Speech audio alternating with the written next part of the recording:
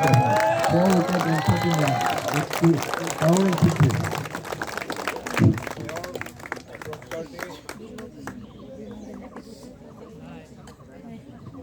কৰিবলৈ আমাৰ মাজুলী বিশ্ববিদ্যালয়ৰ আমাৰ ডক্টৰ বিনোদ চন্দ্ৰ বৰা ছাৰক অনুৰোধ জনাইছোঁ।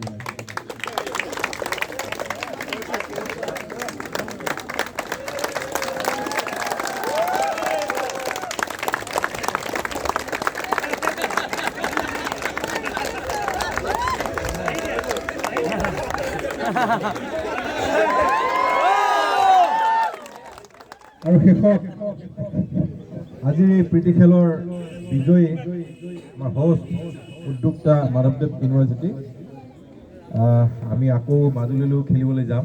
আমি পুনৰ আশা কৰিছোঁ তেওঁলোকে আমাক নিমন্ত্ৰণ কৰিব আৰু সেই আশাৰে আমি আজি আগবাঢ়িম। গতিকে আমাৰ শেষৰ ট্ৰফিটো প্ৰদান কৰিবলৈ আমাৰ মাননীয়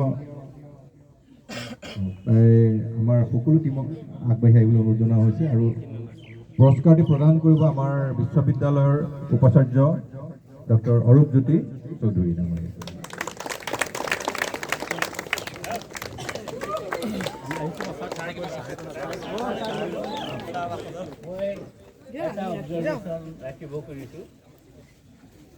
আজিৰ এই মেচখনত দুটা দল জয়ী হৈছে। মাধৱদেৱ বিশ্ববিদ্যালয়ে মেচ জিকিছে আৰু মাজুলী বিশ্ববিদ্যালয়ে আমাৰ অন্তৰ জিকিছে।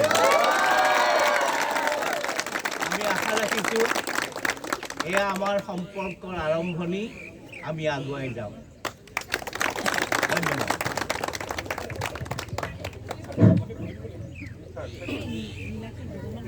এয়া আজি খেলখনৰ বিজয়ী দল মাধৱদেৱ বিশ্ববিদ্যালয় উপাচাৰ্যদেৱৰ পৰা ট্ৰফি হাতত লৈছে।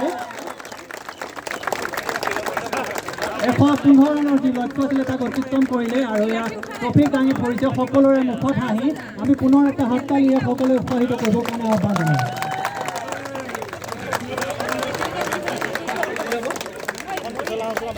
আমি ইয়াৰ লগতে আমি অধিনায়ক অকণমান বিচাৰিছোঁ। আমাৰ মাজত আমাৰ অধিনায়কক বিচাৰিছোঁ মাধৱদেৱ বিশ্ববিদ্যালয়।